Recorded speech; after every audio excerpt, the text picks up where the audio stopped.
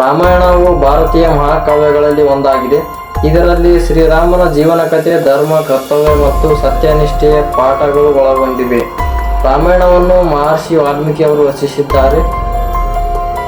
ಇದರಲ್ಲಿ ಒಟ್ಟು 7 ಕಾಂಡಗಳಿವೆ, ಅಂದರೆ 7 ಭಾಗಗಳಿವೆ. ಪ್ರತಿಯೊಂದು ಕಾಂಡದಲ್ಲಿಯೂ ಧರ್ಮ, ಭಕ್ತಿ, ಕರ್ಮ ಮತ್ತು ಸತ್ಯದ ವಿಷಯಗಳನ್ನು ಕೇಂದ್ರ ಸ್ಥಾನ ಪಡೆದಿವೆ. ಬಾಲಕಾಂಡ, ಅಯೋಧ್ಯಕಾಂಡ, ಅರಣ್ಯಕಾಂಡ, ಕಿಷ್ಕಿಂಧಕಾಂಡ, ಸುಂದರಕಾಂಡ, ಯುದ್ಧಕಾಂಡ ಅಥವಾ ಲಂಕಾಕಾಂಡ ಮತ್ತು ಉತ್ತರಕಾಂಡ. ಒಟ್ಟು 7 ಭಾಗಗಳಿವೆ.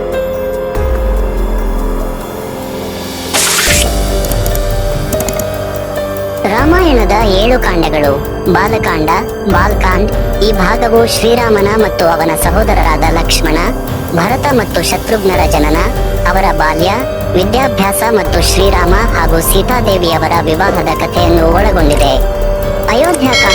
ಅಯೋಧ್ಯಕಾಂಡ್. ಈ ಕಾಂಡದಲ್ಲಿ ಶ್ರೀರಾಮನ ಪಟ್ಟಾಭಿಷೇಕದ ಸಿದ್ಧತೆಗಳು, ಕೈಕೇಯಿಯು ತನ್ನ 2 ವರಗಳನ್ನು ಕೇಳುವುದು ಮತ್ತು ಶ್ರೀರಾಮನು ಕಾಡಿಗೆ ಹೋಗುವ ಪ್ರಸಂಗವನ್ನು ವಿವರಿಸಲಾಗಿದೆ. ಅರಣ್ಯಕಾಂಡ, ಅರಾಯಾಯ. ಈ ಭಾಗವು ಶ್ರೀರಾಮ, ಸೀತೆ ಮತ್ತು ಲಕ್ಷ್ಮಣರು ಕಾಡಿನಲ್ಲಿ ಕಳೆದ ಜೀವನ, ವಿವಿಧ ಋಷಿ ಮುನಿಗಳ ಭೇಟಿ ಮತ್ತು ರಾವಣನು ಸೀತೆಯನ್ನು ಅಪಹರಿಸುವ ಕಥೆಯನ್ನು ಹೇಳುತ್ತದೆ. ಕಿಷ್ಕಿಂಧಕಾಂಡ್. ಸೀತೆಯನ್ನು ಹುಡುಕುವ ಸಲುವಾಗಿ ಶ್ರೀರಾಮ ಮತ್ತು ಲಕ್ಷ್ಮಣರು ಹನುಮಂತ ಮತ್ತು ಸುಗ್ರೀವನನ್ನು ಭೇಟಿಯಾಗುವುದು ಮತ್ತು ವಾನರ ಸಾಮ್ರಾಜ್ಯದೊಂದಿಗೆ ಮೈತ್ರಿ ಮಾಡಿಕೊಳ್ಳುವ ಪ್ರಸಂಗ ಈ ಕಾಂಡದಲ್ಲಿದೆ. ಸುಂದರ್ಕಾಂಡ್. ಇದನ್ನು ರಾಮಾಯಣದ ಹೃದಯ ಭಾಗವೆಂದು ಪರಿಗಣಿಸಲಾಗುತ್ತದೆ.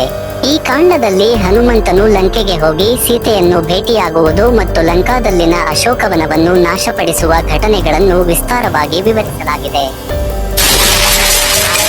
ಇದು ರಾಮ ಮತ್ತು ರಾವಣನ ಸೈನ್ಯಗಳ ನಡುವೆ ನಡೆದ ಮಹಾಯುದ್ಧದ ವಿವರಣೆಯನ್ನು ನೀಡುತ್ತದೆ. ರಾವಣನ ಸಂಹಾರ ಮತ್ತು ಶ್ರೀರಾಮನ ವಿಜಯದ ಕಥೆ ಈ ಭಾಗದಲ್ಲಿದೆ. ಉತ್ತರಕಾಂಡ, ಅರಾಯ. ಇದು ರಾಮಾಯಣದ ಕೊನೆಯ ಭಾಗ. ಇಲ್ಲಿ ಶ್ರೀರಾಮನು ಅಯೋಧ್ಯೆಗೆ ಹಿಂದಿರುವುದು, ಅವನ ಪಟ್ಟಾಭಿಷೇಕ ಮತ್ತು ಅದರ ನಂತರದ ಘಟನೆಗಳು, ಸೀತೆಯ ಅಗ್ನಿ ಪ್ರವೇಶ ಮತ್ತು ಕೊನೆಯಲ್ಲಿ ಶ್ರೀರಾಮನ ವೈಕುಂಠ ಪ್ರಯಾಣದ ಕಥೆಯನ್ನು ಹೇಳುತ್ತದೆ. ಇವು ರಾಮಾಯಣದ 7 ಪ್ರಮುಖ ಭಾಗಗಳಾಗಿವೆ. ಮೂಲ ವಾಲ್ಮೀಕಿ ರಾಮಾಯಣದಲ್ಲಿ ಈ 7 ಕಾಂಡಗಳು ಮುಖ್ಯವಾಗಿವೆ.